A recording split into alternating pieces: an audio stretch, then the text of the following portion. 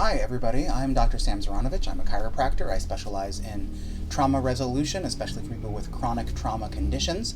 And today I wanted to talk to you a little bit more about some of the sources of trauma. And I want to draw a really clear distinction between macro trauma and micro trauma. So what are those things? Macro trauma is probably the thing that you're thinking about when you think about trauma. Macro trauma is typically a singular event or occurrence after which there is a distinct before and after it. Getting hit by a car, watching somebody die, a particularly intense instance of emotional overwhelm or emotional violence. Like a thing happened, and that thing left a mark. That's macro trauma. Micro trauma is a little bit harder to identify.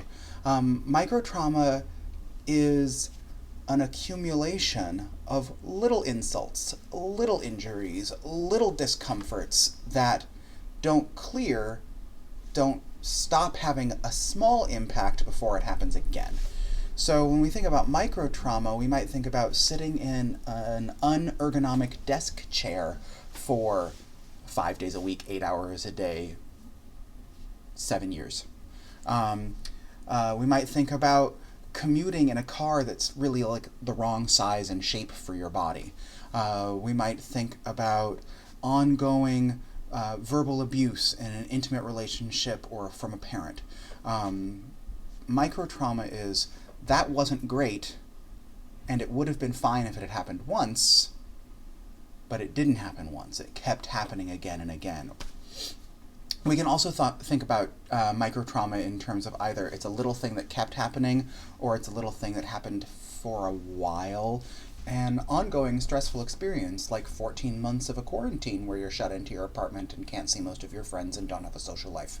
For instance, there's not one instant that is overwhelmingly traumatic. It's an accumulation that ends up being traumatizing. So again, macro trauma, one big thing occurred, and it's a pretty definite moment in time. Micro trauma is an accumulative process of a bunch of little things. Sometimes you can't even necessarily identify what any individual moment was of the trauma experience, just a pattern of ongoing accumulation. Their effect on the nervous system is very similar. The only difference really is that you can't really reflect on that one incident if we're talking about micro traumas accumulating, and you can with a macro trauma. But otherwise, posturally, neurologically, the impact, the overall effect is very similar.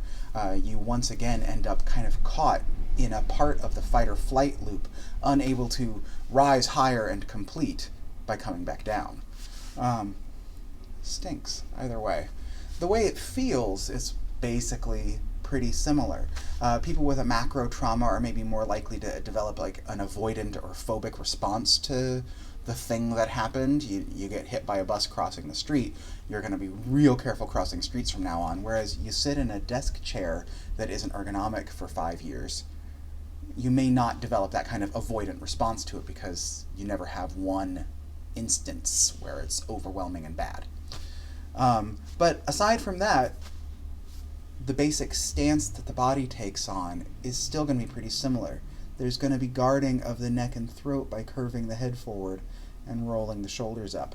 There's going to be protecting of the guts, of the heart and lungs by rounding in. Generally speaking, all of the muscles on the front of the body are going to contract a little bit to help protect the soft, squishy front of your body. The good news is, whether macro trauma or micro trauma or the more complex trauma, which I'm not going to talk about here. I've brushed upon it in previous videos and it really requires its own kind of deep dive. But one way or the other, when the body is holding trauma, holding energy, experienced an overwhelming something that there just wasn't any more room to digest at the time, then it sort of remains undigested in the body.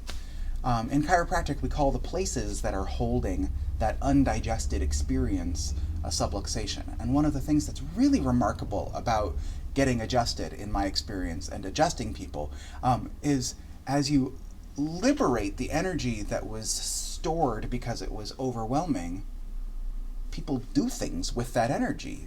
They feel more alive. They have more energy for going and doing basic activities of daily living, or for doing the things that they really care about. People start making changes that they know that they've needed to change but couldn't quite get themselves lined up enough to change.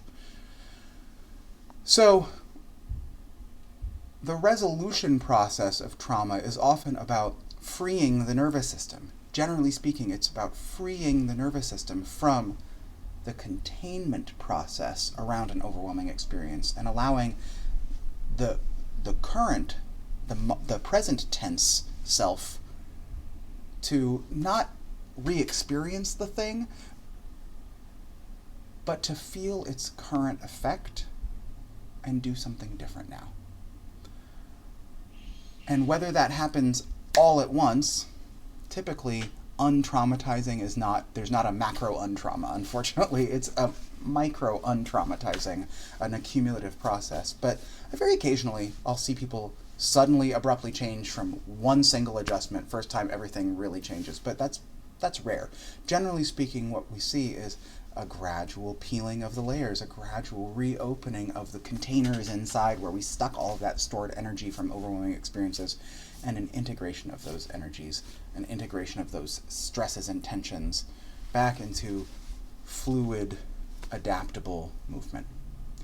If you have any questions about some of the things that you're experiencing, particularly since the quarantine has started to lift, at least here in California and the Bay Area in particular, but if any of the things that you're experiencing are wondering, oh, could this be a trauma response, feel free to ask questions in the comments below.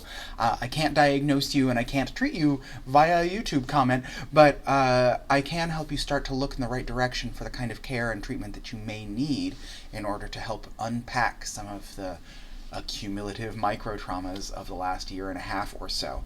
I hope this is helpful for you. I hope you found this interesting. Please do let me know if you have any questions about, could this be a micro-trauma? Put it in the comments. I know it's sort of a tricky topic. I hope you're well, and I hope you stay well. If you have any questions, let me know. I'm here for you. Take care.